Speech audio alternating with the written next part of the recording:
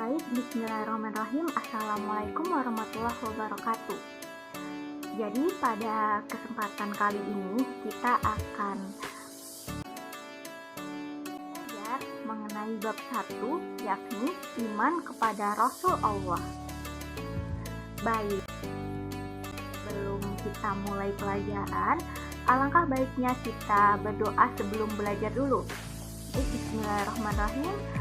Raditu billahi robba wa bil islami dina wa bi muhammadin nabiyya wa rasula rabbi zidni ilma warzuqni fahma.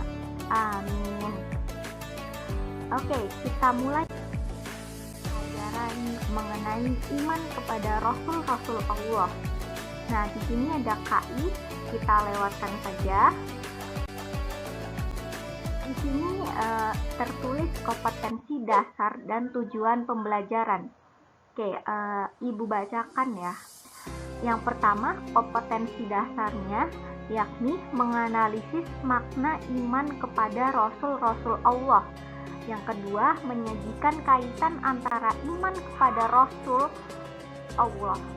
Lalu tujuan pembelajarannya yakni menyebutkan arti iman kepada Rasul Allah, lalu menjelaskan kandungan dalil nakli tentang iman kepada Rasul Allah.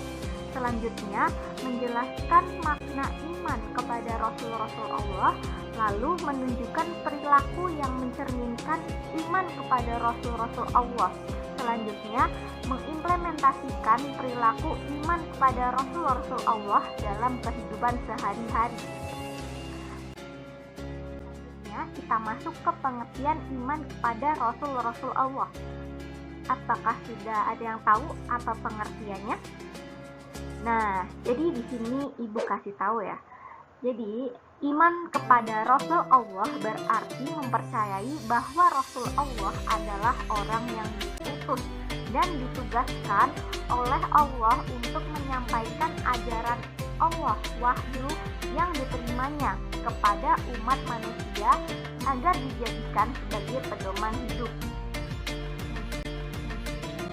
Nah, selanjutnya di sini ada perbedaan antara nabi dan rasul. Nah, di sini nabi adalah seorang laki-laki yang mendapat wahyu dari Allah untuk dirinya sendiri tanpa berkewajiban menyampaikan kepada orang lain. Contohnya Nabi Adam. Selanjutnya Rasul adalah seorang laki-laki yang menerima wahyu yang selain untuk dirinya sendiri juga berkewajiban menyampaikan kepada orang lain. Contohnya ada Nabi Musa, Nabi Muhammad, gitu ya anak-anak. Selanjutnya ada ciri-ciri seorang Rasul. Yang pertama, ciri-cirinya adalah laki-laki yang sehat jasmani dan rohaninya. Selanjutnya, mempunyai akal yang sempurna, lalu berjiwa islami. Jiwa mampu mengendalikan diri dari perbuatan dosa.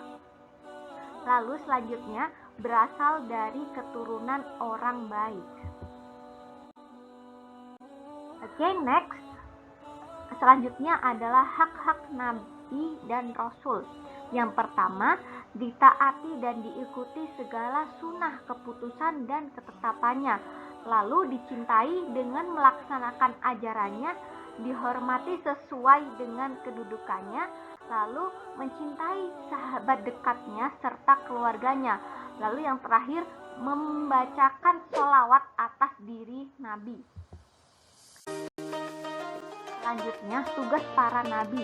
Yang pertama, yakni membawa berita gembira atau memberi peringatan kepada umatnya, lalu menyuruh umatnya untuk menyembah hanya kepada Allah dan senantiasa bertakwa kepadanya.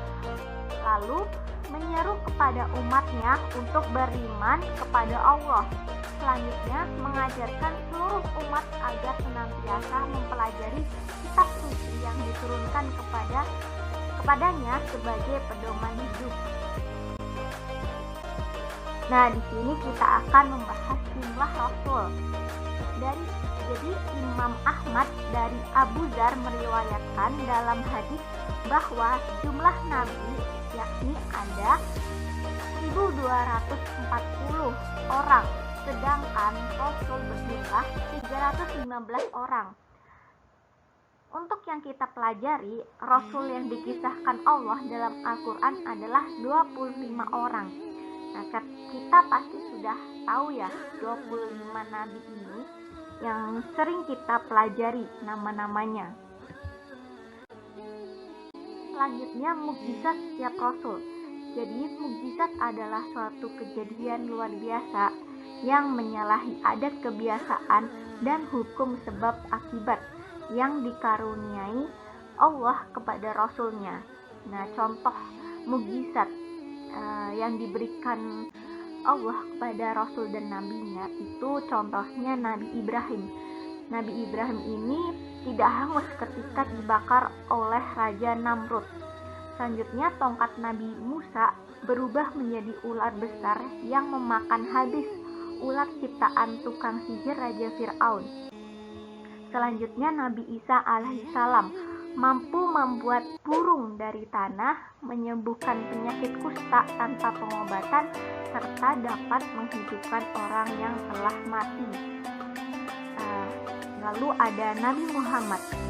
Nah, mukjizat dari Nabi Muhammad ini yang terbesar adalah Al-Quran, yang isi kandungannya serta keindahan bahasanya tidak ada yang menandingi.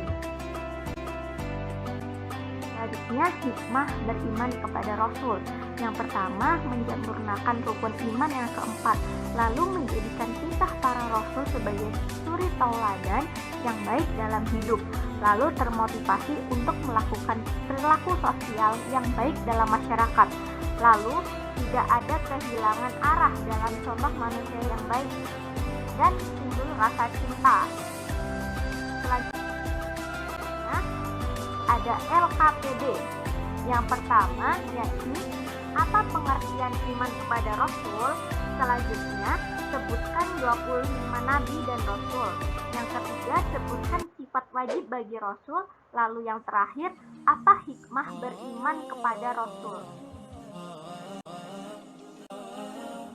Alhamdulillah sudah selesai materinya. Mungkin cukup sekian materi mengenai iman kepada Rasul. Terima kasih atas perhatiannya. Apabila ada pertanyaan, nanti bisa kita bahas bersama. Sekali lagi terima kasih. Kita tutup pelajaran pada kali ini dengan membaca hamdalah bersama-sama. Alhamdulillahirabbil alamin. Terima kasih sekali lagi. Wassalamualaikum warahmatullahi wabarakatuh.